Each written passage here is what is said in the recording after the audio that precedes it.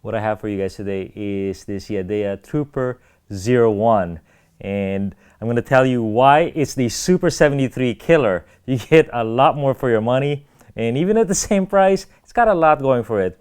And I'm going to tell you why now I get it. I get the appeal of these things. I'm a e-mountain biker, e-commuter, but these little e-mopeds, I get it now. They're kind of fun.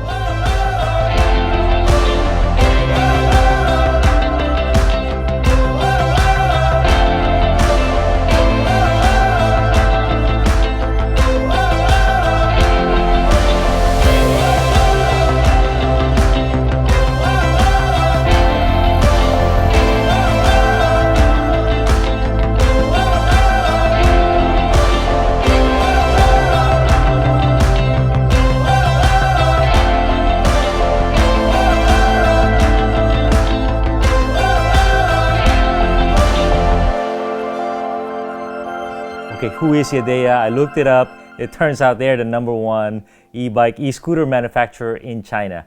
They know what they're doing. And with that in mind, you kind of see why this thing is built with this level of quality, this kind of value and whatnot. So what they've come to offer us is the Trooper 01. It is a kind of a moto style, very similar to the Super 73 like I mentioned before. And this one is $2,200 consumer direct, and the highlights are the beautiful design. Man, this thing is well put together. I think it's version 2 because on the website that I saw a lot of the old pictures and I could see the refinements that they did. So they have a 750 watt motor on these little wheels. That means you get a lot of torque. This battery obviously looks like a fuel tank. So cool. It has 960 watt hours. 960. A lot of these e-bikes, Levo and whatnot, they have 700. So this is a lot of battery. And then it's sitting on 20-inch wheels with 4.0-inch tires. So really low to the ground. This is actually really small. It just looks bigger because I'm way behind it. And it has RST suspension, super impressive. It has a beautiful headlight and taillight. And this seat is, wow, the most comfortable bike seat, e-moped seat that I've ever sat on. It is so soft and smooth. It has pedals. It's a class 2 e-bike or e-moped, so to speak. And no gears though. So don't expect to go super fast pedaling on this. RST front suspension, as I said, and it is a full suspension because it has a rear shock here with a little bit of travel right there. Full fenders, Tektro brakes. It's got a bell and whatnot, a throttle up to 20 miles an hour. So this is a class 2, so 20 mile per hour machine only. All right, why class 2? I had to research it. I go, because there's so many commuters there. Class 3, 28 miles an hour. It turns out class 3, you can go 28 miles an hour, assisted only. You can't be throttling up to 28. That's just not legal in the US roads. So their problem was, they're really just the throttle machine. These pedals, you can pedal, but only like to 8, maybe 10 miles an hour because there's no gears. So to go 28 miles an hour with assist, it doesn't really make sense. So switchable lights. These lights are beautiful. I'm going to show you some beam patterns. Like, wow, I never see, even motorcycles don't have lights this cool. And the taillight is a real taillight. It's got a little horn and a throttle, obviously, and a really small display here. So what I'm going to do in this video, I'm going to show you a lot of running footage. I'm going to give you pros and I'm going to give you real cons. So really give you the honest scoop and maybe compare it to the Super 73, why it's so compelling. All right, pros and cons. #1 pro, it looks so cool. It looks so dialed. When they put the battery as the fuel tank, it's just a genius move. I think Super 73 started that and probably why the genre is so popular. And they have this bin here, which is really handy. I'd fly my drone and then I'd put it here, put your jacket here. So very, very convenient place, and it adds to the look. The headlights are very functional, so big beam pattern, but it adds to the look as well. And these motorcycle style handlebars, super cool. Dual crown fork is nice, and then the fenders as well. So the package looks cool. It looks like a what do you call that? A little mini moto. It's just so cool. #2 pro is the quality of construction is top notch. Really amazing. It's like a $5,000 mountain bike. Aventon does a good job. It came packaged nice in a big box. I'm like, oh wow, big bike. But it turns out it's pretty much assembled already. Both wheels are on it, fenders are on it, and all you had to do was really attach the handlebar. All you had to do, put the bars on, charge the battery and whatnot. So this battery slides out with a key. The range, by the way, is around 25, 26 miles with throttle only, okay?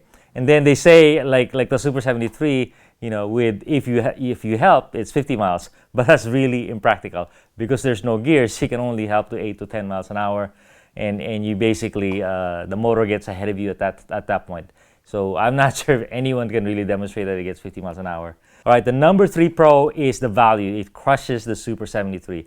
I guess that company is just the gorilla in the space. They're the first to market, and they just work on all these cool designs and licensing. But the comparable, this is 2200. The comparable bike I saw on their website, full suspension with a 960 watt-hour battery, $3,600. So, you know, that shows you kind of the value that this delivers. Next Pro is the power. The power is impressive.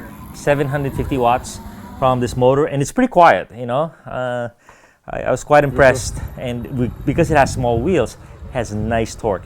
And then you couple that with a battery that's huge. This is a power-hungry motor. This battery is 960 watt-hour. That's a lot.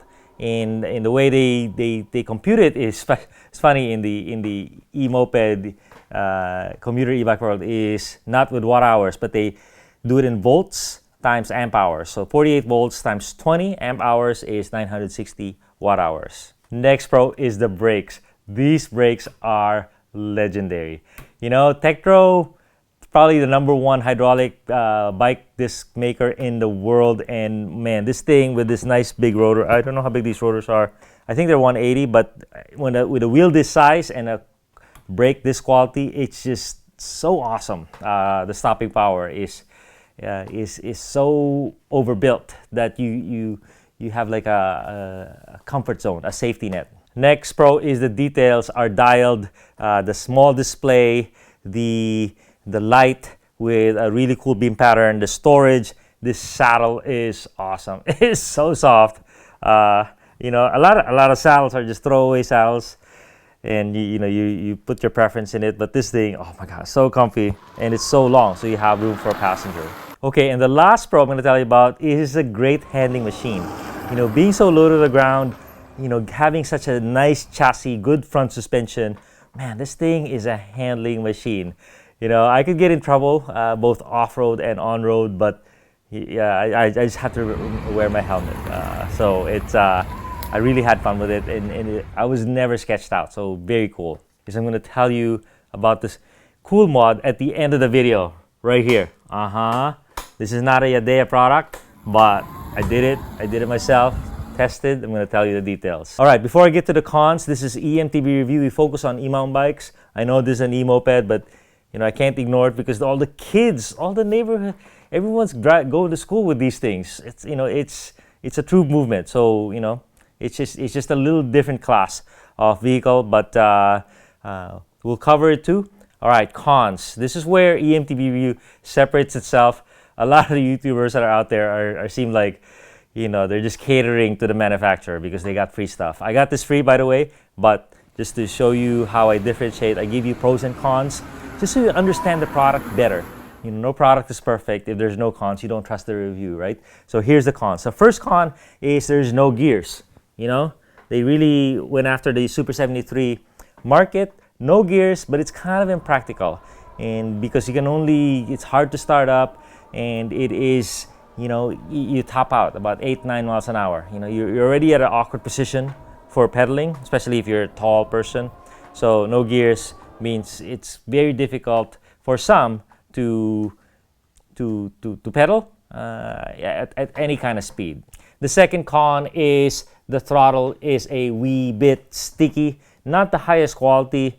I've seen some that are easy to modulate, so I'll show you what's going on. The other thing is when you turn it on, it always goes to 0 assist, and at 0 assist, the throttle does not work. So it's a little bit sticky, and sometimes it gets stuck, so that could be improved.